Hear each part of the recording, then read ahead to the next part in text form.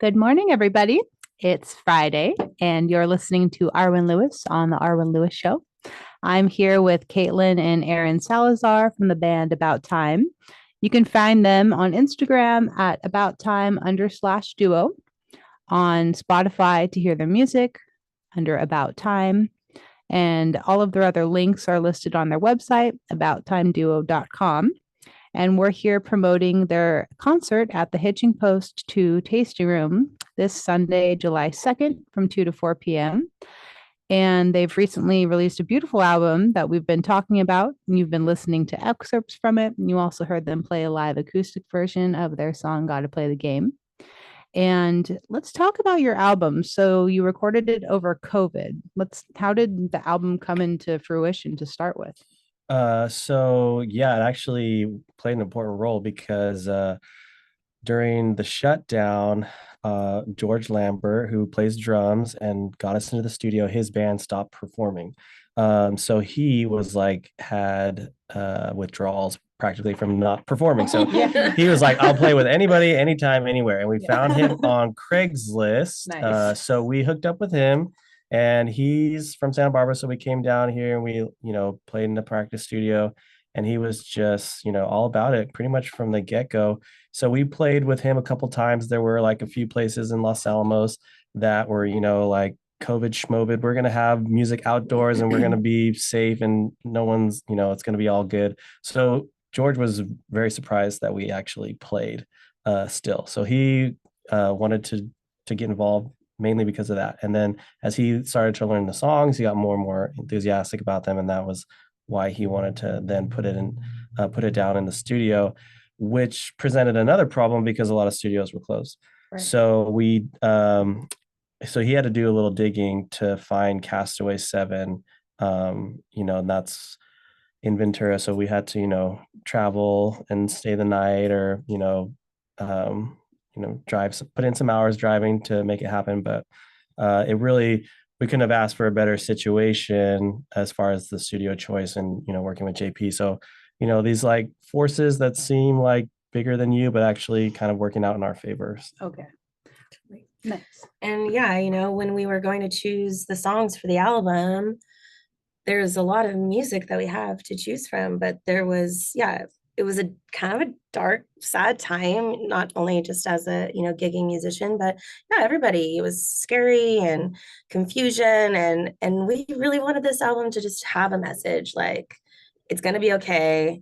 There's light at the end of the tunnel, love on yourself and be kind to yourself and others. And just, obviously it's just general, but at the same time, the string of songs together, I think really does relay that in a way.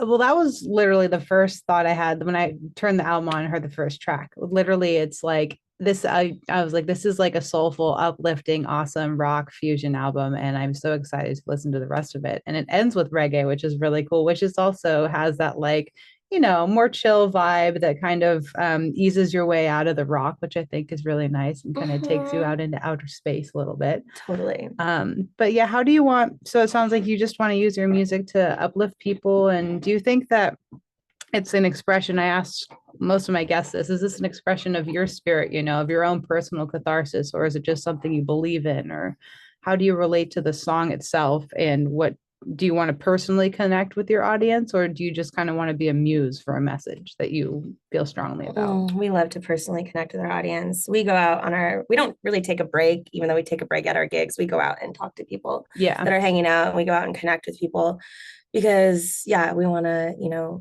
it's not just about always feeling happy. It's about, feeling everything, and it's okay. And you're supported by other people, and somebody, gives you a smile, or, just being inspired by the little things and knowing that you're going to be okay no matter what, and yeah, I think that as we continue to grow in our writing and, for a future album, I think things will evolve. I think this was, the universe met us as a perfect way to deliver a first album. And, on our second album, we've got other ideas, and, it's still going to be positive, but it's going to be a little different, maybe some ballads and whatnot. More longer guitar solos. Yeah, where do you see yourself going next? Or is there a new album in the works? Well, we've got some New material? songs. So, with this debut album, those songs were like road tested. Like we had been playing those as a duo for a long time. So, we had gauged like crowd response, and we knew like, yeah, people love these songs when we play them live. So let's do these songs in the studio. For what we've got coming up, we've got like a handful of stuff that we're performing live, but we have a lot more that we haven't unveiled yet. So we still need to do a little workshopping and like what are those called, like focus groups, you know what I mean, where you like test out something, and see like how do people respond, and because it's nice to make your album studio project, but it's also nice to have it reflect what you can do live and not be a total departure from what people can expect you to play. And we try to like to keep an element of that. Part of the business is too, you have to be able to go out there and promote the product that you created. And if you can't, I mean, that's less of a, business. Absolutely. I mean, less of a successful business opportunity, I guess you would say. But yeah, I mean, unless you're just creating a piece of work for the art of it and letting whoever finds it listen to it. There and are enjoy, those just studio, that's cool, but that's not us. We're like, what we brought to the studio is what we were already doing live. And then we, got to interpret it through the studio in all those different ways. So I think our next album is going to be a good blend of that too. Nice. Yeah. And I think it's nice for the audience to be able to take something home with them that, they can recreate the experience with in their car, and then they remember you and they're like, I want to go see them again. And I want to be their friends. Like, where's their Instagram page? This album is really good driving music. I always tell people that. They're like, oh, we came from LA. I'm like, perfect. Listen to this on your way home. Yeah. And you can hear it on Spotify, About Time. And you can find the links to all of their other online resources on their website, abouttimeduo.com, on Instagram, abouttime_duo. And they're playing at the Hitching Post tasting room this Sunday, July 2nd from 2 to 4 p.m. And you're listening to Arwen Lewis on the Arwen Lewis Show. And this is About Time, Caitlyn and Aaron Salazar. And we're just wrapping up the third part of our show today. And I guess I have a couple more questions I want to ask you before we wrap up, if that's all right. Yeah. Love it. What was I going to say? Oh, yeah. Was there anything that you missed from the 60s and 70s music that you really want to hope to keep alive now in this current musical world that we're living in? Or do you want to be a little more existential with it and use that as a foundation? Or do you want to kind of be more retro?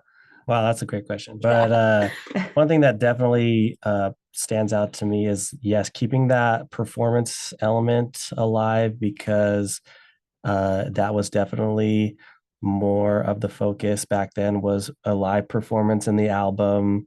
Some of your favorite musicians, if you read about the albums, they'll say like, this just didn't capture what we could do live. You know what I mean? And I've always felt that that's a good thing, because live has more power, has more possibilities. So I think that is something that we try to keep as like a focal point in our direction.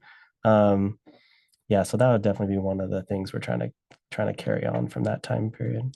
Making sure you can recreate your sound live. Right. Just making sure that the live is like the best, like that's our best foot forward, even though the studio is great and you can, get into all that and the intricacies, but the connection that you get from a live performance is really the most powerful part of the music. We're huge fans of Jerry Garcia and the Grateful Dead, and these live bands that performed and took it to places. It was never like totally always just a super sculpted, but at the same time, we also love blues bands too from the 60s and 70s. And I think that what we want to live on is a pulse of positive vibrations, but also just real and connective, and it's gonna hit your soul and your heart, and you're gonna feel the power from my voice, you're gonna feel the power from the guitar, and it's gonna evoke something within you, whether that's some sort of inspiration or, you know, a decision you need to make, whatever. So I think, yeah, we want to move people and we just love what we do. And we hope people feel that when we play. Well, I'd say they do, and they'll get the chance to do it again this Sunday at the Hitching Post from 2 to 4 p.m. in Buellton. Right. And we'll be right back. You're listening to the Arwen